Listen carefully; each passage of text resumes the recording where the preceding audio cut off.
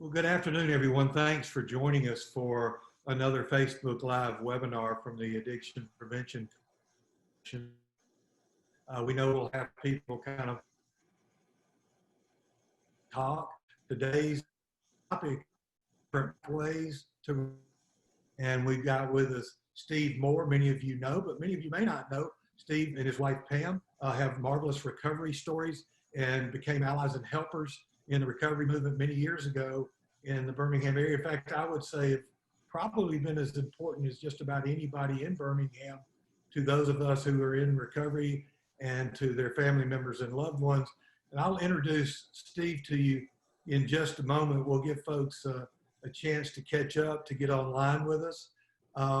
Remember, as always, you guys have the Q&A, the question and answer possibilities right there on your screen. That has been enabled for you. So we would love, as the webinar is going along, if you have a question or an observation, please type that in there and send it to us. And I promise you that Steve and I will do the very best we can to get to each and every one of those somewhere in our time frame today. Some of those things we usually find are going to be discussed or talked about a little bit as we go along anyway, but often your insight as a listener helps us to bring out some things that we have not thought about. So we will be monitoring that as we go, and we may not get to you till the end, but we're going to do the very best that we can to do that. So keep that in mind. Q&A is established. That's the best way to get that to us while we're live. We're going to do about 45 or 50 minutes or so here within the 2 to 3 o'clock hour, talking about different pathways to recovery, why that's so important for all of us in recovery, for those hoping to be in recovery, and for those people who are related to or dealing with a loved one in recovery. And Steve's going to give us a little bit of a kind of a primer on how our knowledge and information about pathways is changing, not just in the last few decades, but kind of really growing rapidly over the last few years. So hope you're aboard. We're going to get going here. Steve, thank you for joining us today. Yeah, thanks a lot, Art. I'm really pleased to be here. I appreciate all the work that APC and you guys are doing and the difference that you're making. So thank you for the opportunity. Thank you. Steve he and his wife Pam are co-owners and actually run the Moore Institute. And they also have a second organization called the Addiction Research Foundation. And Steve, before we talk in depth about what you're doing right now, would you mind sharing a little bit of your and maybe Pam's personal story about why you do what you do today? Oh, absolutely. As a matter of fact, I know that Pam wouldn't mind me sharing that tomorrow, September the 9th, happens to be 33 years sobriety for Pam. So she'll be celebrating 33 years, assuming she makes it overnight tonight. Wow, congratulations. I'm coming up on 31 years myself. So, you know, we've both been in recovery for a long time. And so our recovery came first, you know, before our professional life. Then both of us went back to school after we'd been in recovery for a while to get masters in social work. That's both of us have masters in social work and are licensed in that way to begin practicing, you know, as therapists specializing in this area. Great, thank you. Well, again, congratulations, and tell Pam tomorrow, congratulations. It's so cool that that comes in the month of September because we're celebrating the month of recovery month in September. We'll talk more about that as we go on. And to remind folks, my name is Art Wimberly. I'm a person in long-term recovery, also a volunteer at Addiction Prevention Coalition, and also someone who over the last 20 years has been looking at different pathways, discovering and stumbling into different pathways of recovery. So Steve, let's go back for a moment to Moore Institute. We know it's a building, it's a location, right? In Cahaba Heights, in Vestavia. But tell us, it's much more than a building, but tell us about Moore Institute. Well, so Moore Institute is the private practice. So that's Pam and I and the other folks that you know that work here. That's the private clinical practice, and it's been around since for 20 years actually. You know, I guess we first started this practice in 1998, so it's a little more than 20 years now. And so that's Pam and I together on that. And that's the clinical, you know, work that we do, that we've been doing for a long time. Also, though, as you know, Art, housed in that same building is the Addiction Research Foundation, and that is what sponsors C3, which is what we're really proud of. Is the Caring Conscious Community, which is the meeting space, you know, that you're familiar with and some other folks are familiar with, where our motto is that we care very much that you get better, but we don't care very much how. And so what we try to be is as much as agnostic as we can be toward the method of recovery, and to provide a community space so that do this for me. Run.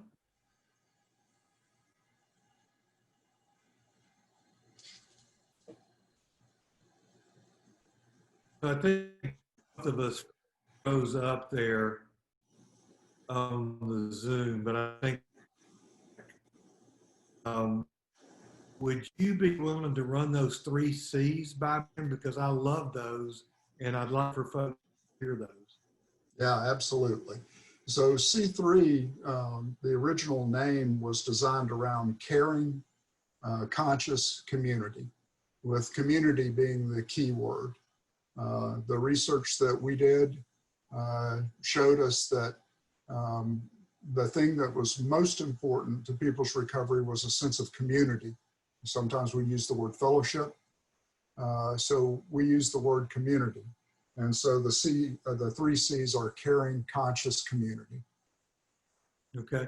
Talk a little bit about the conscious, what the accent is on conscious. I know it's good for everybody to be conscious rather than unconscious, but talk a little bit more in depth about how you, over the years, that the idea of conscious has changed for you. Yeah, and that really has to do with intention as much as anything. That we're very conscious about what our intention is, and that's recovery. We're very, very intentional and very aware that what matters to us is that people get better. What we discovered over time in working with folks is that we were just unhappy with the idea that many folks were not getting better. We were unhappy with the idea that with the approach that we were taking, there was only one way. And if you didn't like that way, or if that way didn't work for you, well, then tough.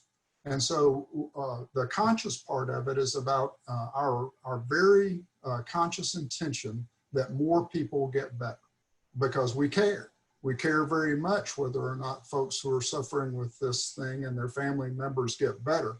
And that's what the community is designed around. Fantastic. And I can attest personally, as many others can in the Birmingham area, how liberal you and Pam have been with your giving of the use of the C3 location and all the different rooms and things that you have there. Personally, I've been able to say 2 groups these last few years of that housing completely free. You guys are just so giving, and I know we're just one of, I'm guessing over the years, dozens of different types of groups that have to fulfill those 3 C's to become a hub for caring, conscious community in the Central Alabama area. What are some of the other types of groups that have met there in the past? Right. So in addition to the meeting that you were talking about, the PALS meeting, which we were very happy to have there and hope to have back there soon, we also had the Recovery Dharma movement, which is the movement that's more Buddhist-based, meditation, mindfulness-based meditation approach to recovery. They were having 3 meetings a week there. We had the Smart Recovery meeting, These meetings are meeting on Zoom right now with the hope that in the not too distant future, we'll be back in the see-through space meeting in person. But SMART Recovery is the self-management and recovery training, which is the cognitive behavioral therapy approach thing. So a much different, approach to that. In addition to that, we had Drug Addicts Anonymous, DAA, was meeting there, which is pretty hardcore 12-step. Is the way that I would describe them. Yoga and the 12 steps was also meeting there. And then various other, individual meetings and seminars were going on at times, but those were the main meetings that had been happening there. We were having, at the beginning of March, I think in the last week that we met, there were 14 different meetings, 14 different recovery meetings. That's fantastic. Again, I want to say thank you to you and Pam for giving that way. I know many, many other people feel that way for the way y'all have given that space to the community. And as you said, COVID had to put a stop temporarily to those meetings in person. You have some that are able to continue by Zoom. And then I know you're hoping that soon some in-person meetings can start back up. We are. We're, as every other meeting space or public space in town, we're evaluating and trying to determine, what's going to be the best way to do that. I've been in contact with some of the folks at Jaffe and just talking, to everybody that I can to try to understand what's the safest and smartest thing to do. Because I'm going to have probably a hard time saying this without tearing up, because I miss people. I miss being in community. I very much miss shaking people's hands and hugging people. It's just so bizarre how much I took that for granted, and how much I miss it now. We've been of course continuing to work, in person. In the clinical practice, but I miss it was noisy, it was busy, there was always somebody here, and I just miss all of that and want it back as soon as we can make it happen. Yeah, amen. I'm with you. I just had a client in my office today, and it just doesn't seem natural at the end of that hour or so to not shake hands or have a hug or encourage each other, and that's just kind of missing right now. And I think, as much as many of us might have suspected we would miss it, I know personally I miss it more than I thought I would. So I appreciate you talking about that. So tell us a little bit more about how the Addiction Research Foundation, how your work there kind of informs this idea of different pathways to recovery. How does the research of the data sometimes tell you more about recovery than probably most of us ever cared to know?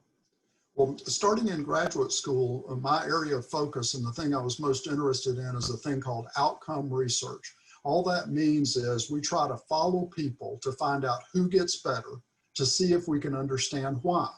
So the first question is how many people are getting better. In other words, out of 100 folks who we treat in a certain way, what we want to know is after 6 months or even longer if we can, what percentage of those folks do we consider having improved? Did they get better? That's a very important question. Did the intervention that we did actually change things in a positive way? So because I was interested in that, and because I started having some questions about what was efficient and what was working well, that's what we started the Addiction Research Foundation to find out. C3 was a positive outgrowth of the Addiction Research Foundation. It was a way for us to put into effect some of the things that we had learned, but it wasn't its original goal.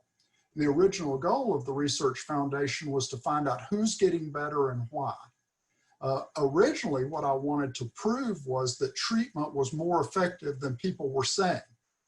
I wanted to say, these dismal statistics that we hear about not very many people get better only 1 out of 10 and things like that. You know, a lot of times just anecdotally, you'll hear people saying that folks aren't getting better. Well, I wanted to prove that wasn't true. What I managed to prove instead, it's very difficult to do outcome research. That's number one. But also that more people are getting better than we thought, but just not the way that we thought they were. And that's really important. It's really important to know that folks are getting better, but it may not look the way we expected it to. And it may not go the way that we thought it was going to go. And because that became such an important finding to us, it gave us two things. Number one, it gave us hope. It's like, more people are getting better than we realize. But it also led us to the idea that people are getting better in different ways than we understood. And that is where the C3 and our approach to therapy began to grow, is out of a research finding that said, many people are getting better. They're just not all getting better the way we thought they were. And that's what the multimodal recovery process is all about. Right. And I want to go, before we close today, I want to bring you back to multimodal, and let's kind of get into some details about that, because I think a lot of people that may not have ever been exposed to that kind of thinking. So when I got into recovery a long time ago, not when I started actually working it, that took 3 years to actually work recovery, but I got in it. And pretty much there's a difference between the awareness of a need to change and the willingness to actually do the work of change, right? And there was about a 3-year gap in there for me. And so, but back then in Birmingham, Alabama, in Jefferson Shelby County, Central Alabama, it was kind of like one size fits all. You see a therapist, a counselor, a sponsor, somebody says, you probably ought to go to a group. And the groups were typically of the 12-step nature. So they eventually, 12-step, I love 12-step. There's nothing magical about it. It's not a be-all, end-all. But it has been a much-needed foundation for me to get structure. And I believe my higher power has done some amazing things through my willingness to actually trust the process of 12-step, even on the days I didn't really want to trust it. So I'm a firm believer in that system, but that was about all there was, truthfully, that people knew to refer people to. Right. And as you know better than I do, as the substance abuse problem began to seem to kind of become a little larger in the 70s and 80s, often the court systems latched onto 12-step groups as their go-to, which kind of inflated the numbers, and it kind of inflated the numbers often with folks that didn't have a whole lot of internal incentive to change. It was being forced on, which I think probably impacted the kind of follow-up as to how well is it working. So what was your experience when you first said, I need to recover? What were some of the things you were made aware of? Well, and I agree with you about 12 steps. And of course, it's the way that Pam and I both got introduced to recovery and got into recovery. And so, certainly powerful, meaningful, and, and has great value.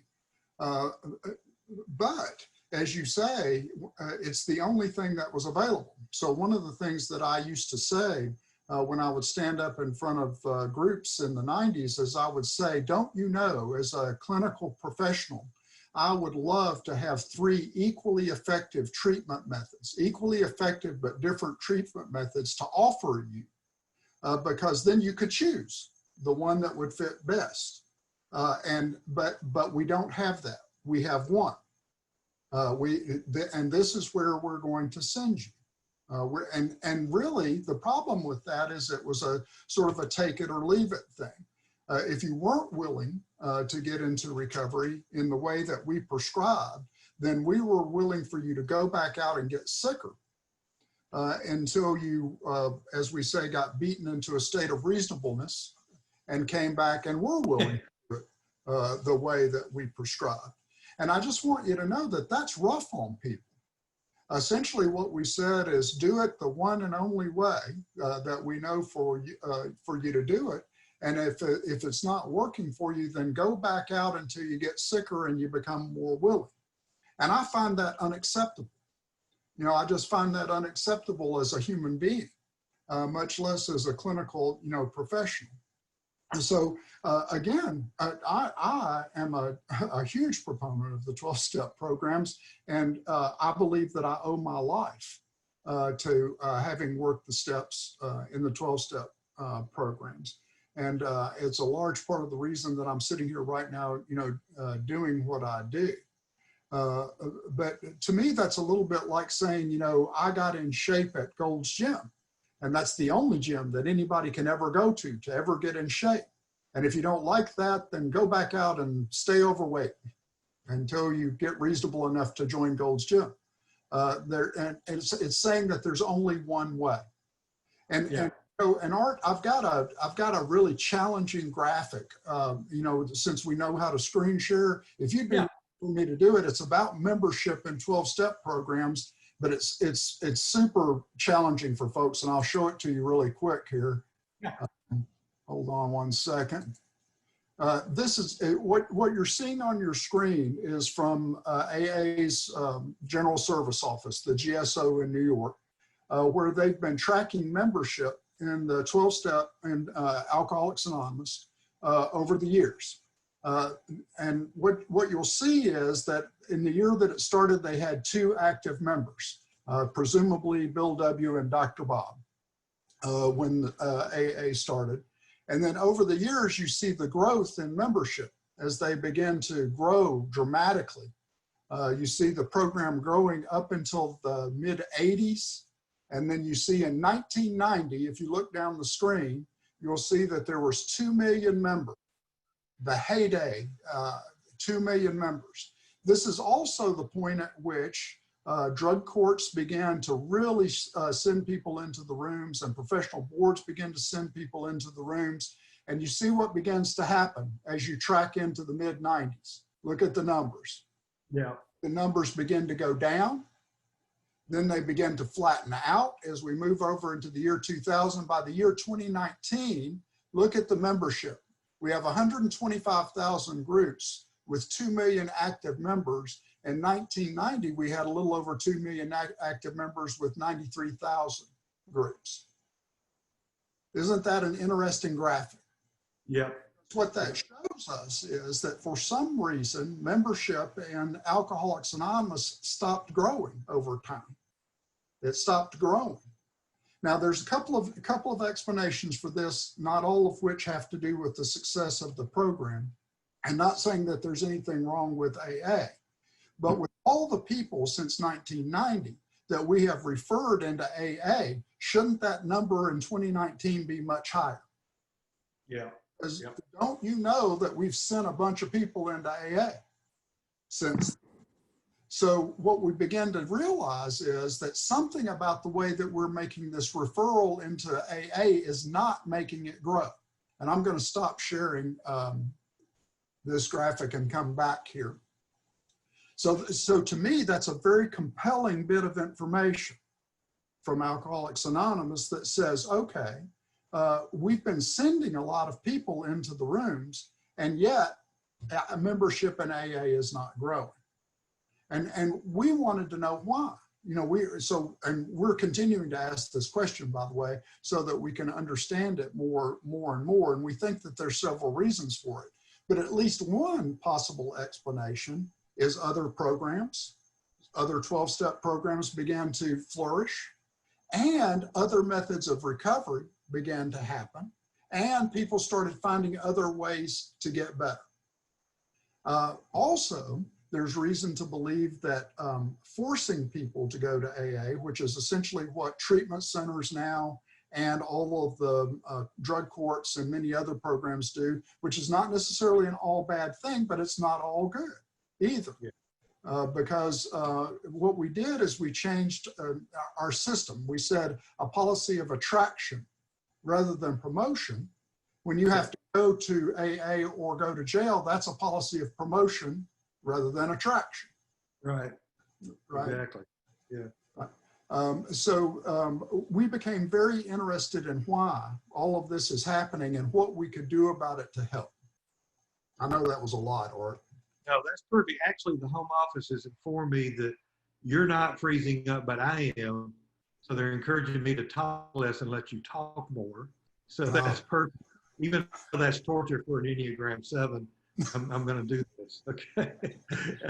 But so that's perfect. All right. So that leads us into really a great segue toward the title of today's discussion, Different Pathways to Recovery. So you've already mentioned some of the things in terms of groups that have met at C3 in your building, but talk a little bit more about some of these other modes and methods that have started to make inroads over the years that we just may not have been aware about, especially in the West and especially in the Western Bible Belt, that we may not have been open to before, that are really helping people. All right. Well, then, since you've invited me to talk more, I'm going to share this other graphic that I had really quickly and talk about how, just a little bit more about how we got in here. And then you may end up regretting that. But let me show it to you really quickly, and we'll see if that's what happens. So on this screen, what we can see is how we know about outcome research. Now, let me just tell you what this is showing. In general, when we have a person who goes through treatment of any kind, after treatment is over and they're no longer directly involved in treatment, the people that we can see in aftercare programs and in follow-up are about 10%. And what that means is out of every 100 people that we treat, about 10 of them will come to aftercare programs and will be in therapy where we can actually see them and lay eyes on them and know that they are doing well. We call that 10% the compliant group. Okay, so that's this 10% up here is the compliant group. Then in addition to that, we will see a group of people who will circle back and they will tell us that they were non-compliant. They did not go to meetings, or they did not call their sponsor, and they didn't do what they were supposed to do. They therefore relapse and they come back into treatment, and we call that the non-compliant group. Then what we do is we spend a lot of time and effort trying to get this group, the non-compliant group, to be more like this group, the compliant group. And we say, you need to have gone to meetings, you need to have worked the steps, you need to have called your sponsor, you need to do that more. And we assume from this group that we can see, which is about our best outcome research, we assume that compliance is the model. It's called this: it works if you work it. It works if you work it. And so we assume that that's right. Now, what that ignores is this whole 80% down here. What about those guys, right?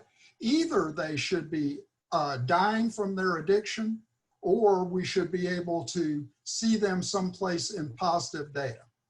And here's the bottom line, Art. All those guys are not in jail or dying. A bunch of them are getting better. They're just getting better in different ways. And that's really, really important. There's nothing wrong with this group up here, the 10% or maybe a slightly higher number than that, who do get better by being compliant, who are operating in the works if it works it mode. I'm really glad for those guys, and we need to do a better job of identifying them correctly and making sure that we're getting them to the right place. But this other 80% of people, many of them are getting better. And what we have to be able to do is we have to be able to guide them and facilitate their natural history of recovery. We have to find out, how are they going to get better, and how do we help make that happen? So we're using an idea called the natural history of recovery. The natural history of recovery implies that there are some people sort of like me. Let me make this a little more personal. I'm a guy who went to treatment in 1990, January 17th of 1990. I went to a place called Parkside. It's now Bradford and Warrior. At that time, it was called Parkside. I had hit a bottom, and I went to treatment. I was very compliant in treatment. I was very compliant in aftercare. I did get a sponsor, and I did work the steps, and I didn't do it in a completely straight line, but I pretty much was a compliant patient. And I've been continuously clean and sober since that time. I am a statistical abnormality. And yet what we do is we hold somebody like me up and say, that's the model for recovery. And yet I'm a statistical outlier. You know, and I'm not a special person, don't get me wrong. I didn't do anything. You know, you might as well say that I grew hair from drinking green tea. I don't really know for sure exactly why I'm a statistical outlier. I'm not claiming to be special. But what I am saying is that you cannot use me as a model for recovery, because my way is not the way most people get better. The way most people get better is a much more difficult road than that.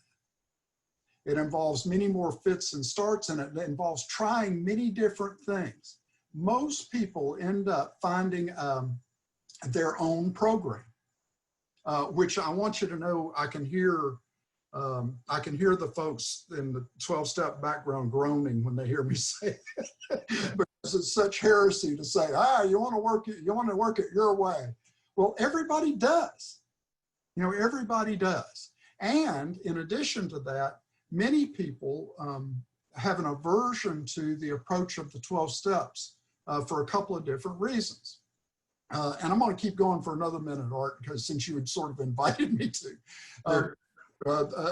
One is some folks have an aversion because of past religious abuse or religious problems. Yeah. And for them, some of us who did not have that, when we saw God as being part of the solution, we said, yes, I always knew that it was going to be. Yes, God. But for people who have had problems in that area, they said, oh no, I'm not going to have to do that God thing. I've already got, that's part of my problem. Yeah. Right? So the oh no, God people really struggle with that. In addition to that, even though we've made great strides at inclusion, the reality is that this program was written for men by men. You know, it really was. And so because of that, many women do not find this particular approach all that helpful. It was based on the need for ego deflation. It was based on the need for a lot of being taken apart before you could be put back together.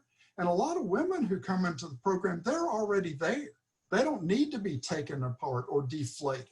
The system of the world in addiction has already done that to them. And so what they find is that particular approach to thing is not helpful to them at all. They actually need a building up from the very beginning. And see, we don't have a way to modify nor am I advising that we should, but we don't have a way to modify the 12-step programs to account for the differences in the populations that we're now currently treating. So we need many paths and many ways to get better. That's amazing. That's really good information. I remember a conversation you and I had a few years ago in which you were sharing that you could be right alongside somebody that was working the steps much more diligently than you, but genuinely kept struggling. Whereas for you, you're working the steps, as you said, wasn't straight up, it wasn't perfect, but somehow something took a hold fairly quickly. And so you even saw that in your early recovery. Why does this not work? That guy's working them 10 times harder than I am. And that gets kind of more into personality, I think, as well as other things that come along with life's issues and family of origin and all types of things that we'll talk about a little bit more. Okay, so let's just take one or two things that you have seen since you began doing your own recovery. You did your research and education that's ongoing. You've been doing individual and group therapies and so forth. What are one or two things that you see as a different pathways that have emerged that you see have been helping people? I'll tell you that the number one most important thing that we were surprised by is that family support is the number one. When we've surveyed, and we now have somewhere close to 2,000 different responses to surveys that we have done about people in long-term recovery, and family and or community are the number one, considered to be number one.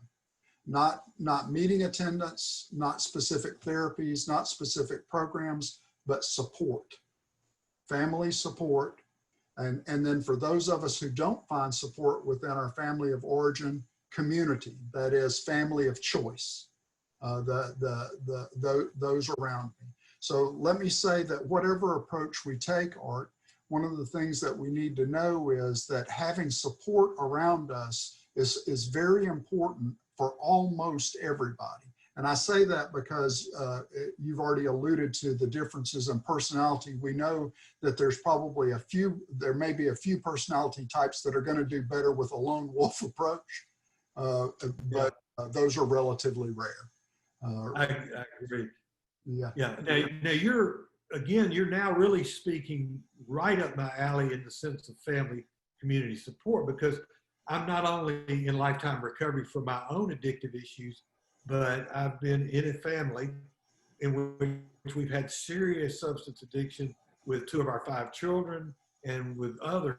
And so early and often, I've been a supporter of what does it mean to get healthy family or community support. Because when you say family support, I don't think you just mean any old kind of support.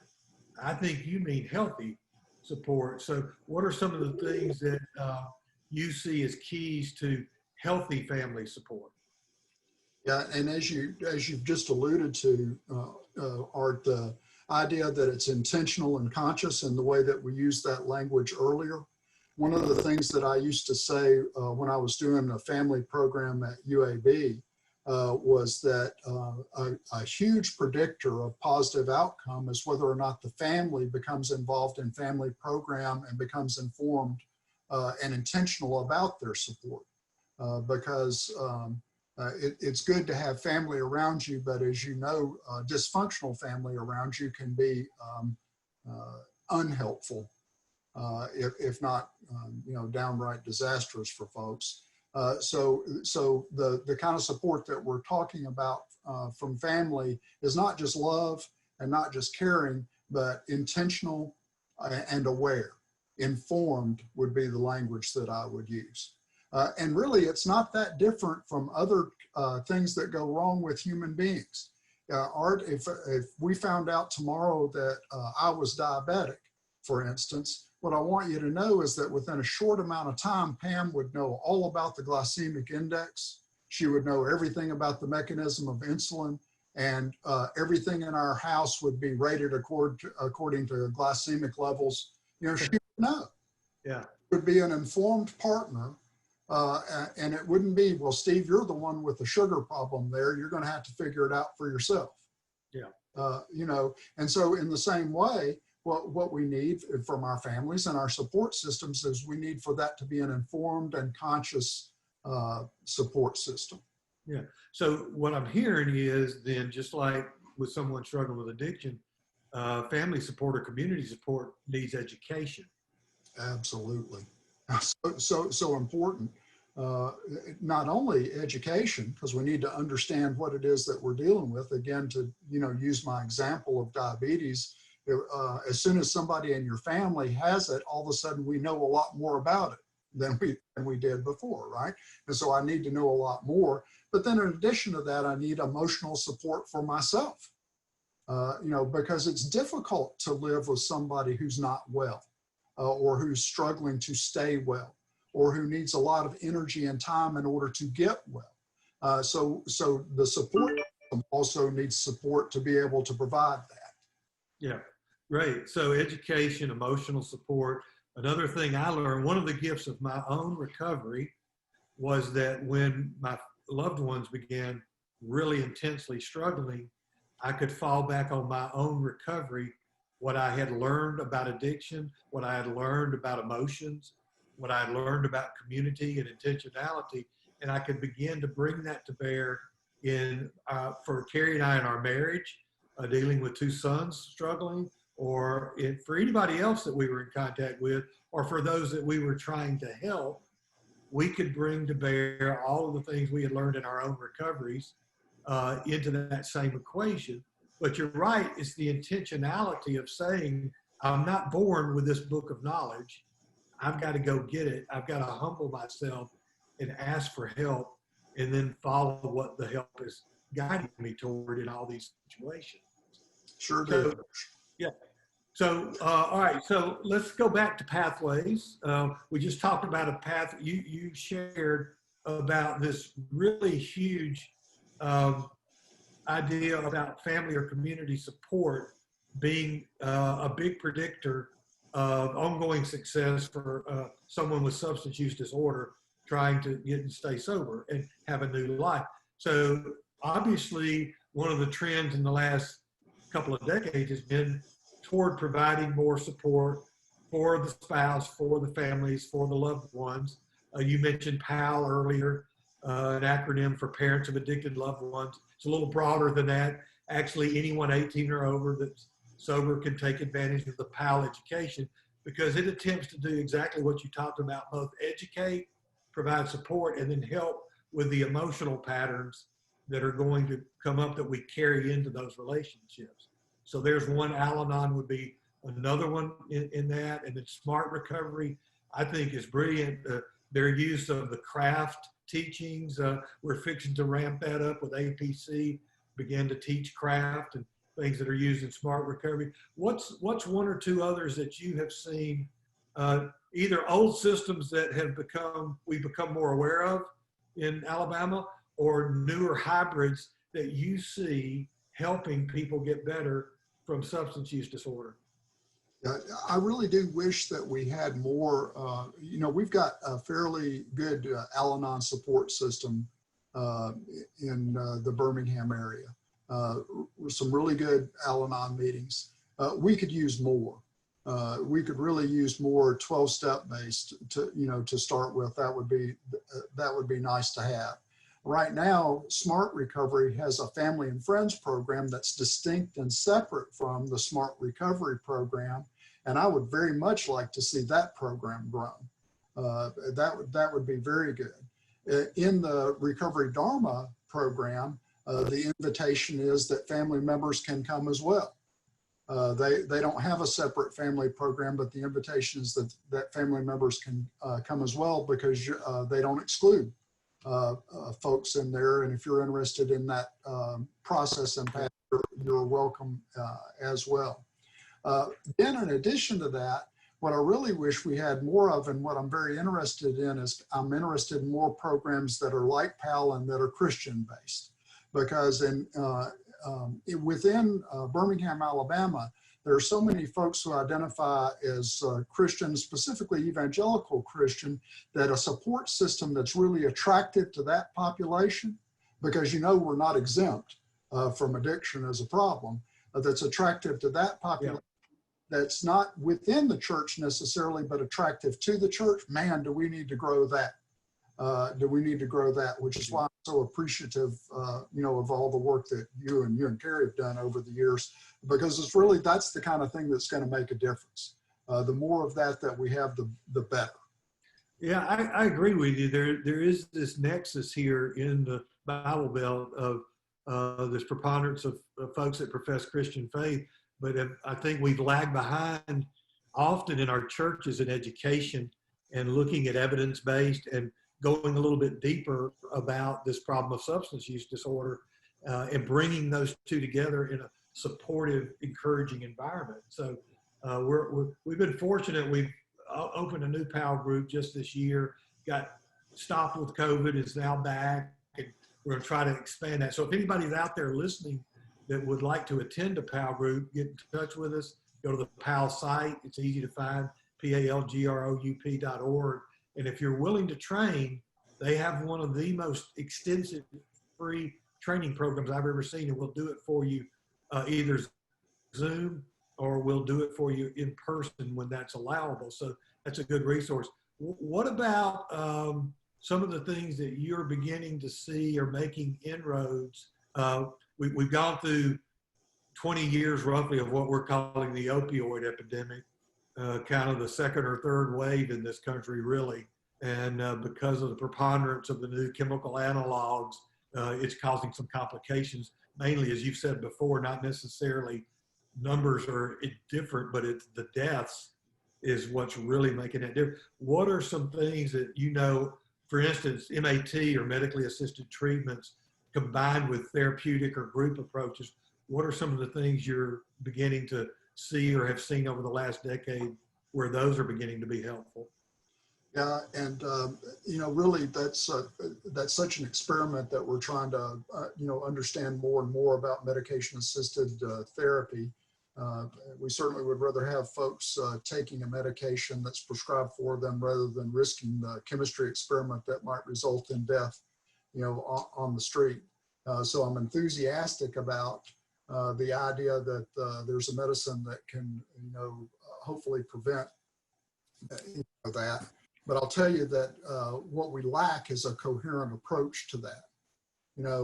And more, what I hope is that as we embrace this many paths, as we embrace a model that's inclusive of medication-assisted therapy, that's inclusive of other approaches to therapy, that we're going to get more coherent about who needs to be on that and for how long. Right now, it's sort of a luck of the draw. If you happen to go to one of the bigger treatment centers here in town, you're likely to get one thing. If you come to us, you might get a different approach. If you go to UAB, you're going to get yet a different approach. And if you happen to go to one of the clinics here in town, you're going to get put directly on Suboxone with very little else, added to it. And what my hope is, Art, is that we can have an embrace of all of the methods that allows us to assess people as we go to determine which approach is going to be best for you. Yeah. What's going to be the thing that's going to facilitate your health the best, and for how long? Right now, many people without guidance are sort of left to be to fend for themselves and to figure it out for themselves. We have sort of a Google approach to recovery. Yeah. And more and more, I think we're going to embrace the approach that says, listen, all options are on the table. If you come to see me, all options are on the table. And I don't mean me personally, but I mean as our approach to things. And we're going to figure out what's going to be exactly right for you and what's going to facilitate your health and well-being. What's going to be your path to recovery? How are you going to get better? And we're not going to insist that it's either medication or not medication, 12-step or not 12-step. We're not going to insist that it's anything in particular. The only thing that we're adamant about is that you get better. We're very adamant that you get better. We want you to get better. But how you get better, we're going to be willing to embrace all of those methods. That's great. In a minute, before we close, I want to give you 3 to 5 minutes to talk about the specific things you guys are doing there at Moore Institute. Before we get to that, there's a Q&A question. A couple of questions came in. One, and I want to be careful about being too specific for you about an individual situation, but one of a person who probably a family member is dealing with someone who's come out of treatment and got a dual diagnosis. And in this case, the diagnosis was what's called narcissism. And this loved one is trying to research and find out how someone like you might actually talk to, do therapy with, or recommend a pathway of recovery for somebody with such a diagnosis. Yeah, and so, boy, that's a complex question. Yeah. So let me try to answer it, in brief. Depending on the age of the person, especially if we're talking about a male, it's not unusual for a person to get a narcissistic personality disorder or narcissistic traits as a diagnosis in treatment in a young man. In the same way that there's another personality disorder that gets diagnosed in young women and sort of overdiagnosed. So one of the things that I would want to know is how much of this is substance and use disorder and how much of this is inherent. Yes. And that's going to take just a little bit of finesse and a little bit of time to understand, because a lot of us lied a lot when we were using. That doesn't mean that I'm a liar. Yep. Right? What it means is that as a symptom of my using, it caused me to be really dishonest. The same thing can be true about the thing that we call personality disorder, specifically this one, narcissism. So the big deal is to tease out how much of this is trait, that is existed prior to addiction, and how much of it is substance use disorder. That is, it's likely if we can get that better, it will get better as well. Yeah. I know that's sort of a complicated answer, but I think that speaks to it, because often the old Glennon Doyle line that by the time most people met her in substance use, she seemed like an insensitive liar, but she was born a sensitive truth teller. Right. And that piece of how we're created and how that gets layered and wrapped, and often we can get a diagnosis, as you said, that has more to do with the sickness of our use than it does our real personality. So it takes a while to take apart. It's got to be very thoughtful. Speaking of that, you, over the years, I know, have been researched and done some Enneagram work, and have been a host of a number of Enneagram intensives. For those out there that know about Enneagram, this may be interesting for those that are searching or looking around for that, since it's become so popular. We have found in the last few years that it has helped my personal recovery, but I've seen it help in groups and with individuals, because it does that thing we're talking about. It begins to personalize a recovery. So we've even experimented with some 12-step groups that also are intertwined with Enneagram work as it's going, and those seems to be helpful as well.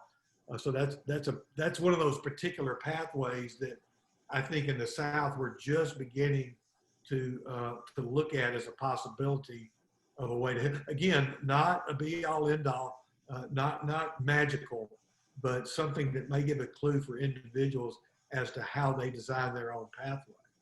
Yes, and I really, Art, I can't prove it yet, but you know that I'm very interested in this, and you can tell I'm passionate about it. Of the people that we have been treating in the Addiction Recovery Intensive, and we're now in our third year of this research-based model, one of the pieces of data that we've been collecting since day one is Enneagram Egotype. So we've been interested in that since day one. And that was even while we were still trying to learn and understand it. You came to some of our stuff where we were trying to learn and understand it. So we've been collecting that just as a data point, right? Now, more and more, we've begun to use it. More and more, we've begun to say, okay, it seems clear that there are some personality types that are going to be more attracted to certain methods and ways, and some personality, they're going to have aversion to it. Why are we trying to force the people who have aversion, and why aren't we working with what is more attractive to the persons? Because of course not every path is going to be attractive to every person. Now, can I say at this point that I know which types exactly are? No, I can't. Right. We're collecting the data to try to understand it. Yeah. And we've come up with some interesting hypotheses at this point, but hopefully we'll be able to say more about it in years to come as we study it more. Yeah, well, that's good. As you said the other day, we're in this area, we're really kind of just out on the cutting edge trying to figure out how it works. I just know it's helped me personally to mature, and I'm beginning to see it make inroads with other folks as it helps them personalize their pathway. So got a few minutes left. I want you to take some time here and give us some thumbnail each of the things that you guys offer there at the Moore Institute, because besides individual therapy and different modes of individual therapy, I know you're doing other things. Talk about the intensives and talk about anything else that you guys are doing. Right. So in addition to being individual therapists who specialize, that's myself and Pam Moore, Clay Hightower, and then there are 5 other therapists who work here in our office but don't work directly for the Moore Institute, but we're the 3 that are trained in the modality that we're talking about here today. So we do individual therapy that's designed around assessment, that is first understanding what's going on with you, and then providing the guidance and direction that you need from that point forward. But then the flagship of what we're doing now is called the Addiction Recovery Intensive, and that's group therapy. It's very small group therapy. We offer 2 different programs, one in the morning and one in the evening. So these are very intense group processes that are very small, that are designed around this multimodal recovery process that we've sort of been alluding to today, which is that there's more than one way to think about my problem, and there's more than one way to think about getting better. What we're really interested in is more than the question, am I an alcoholic or not? In fact, in some ways, what we think is that that particular thing is a little bit misleading, because Art, right now, if I said, you know, I'm an alcoholic, and you said, yes, Steve, you are, that would imply a level of agreement that we sort of knew exactly what both of us meant by that, and Right. exactly what the problem was and what to do about it. So we're interested in an ongoing assessment process that's much deeper than that.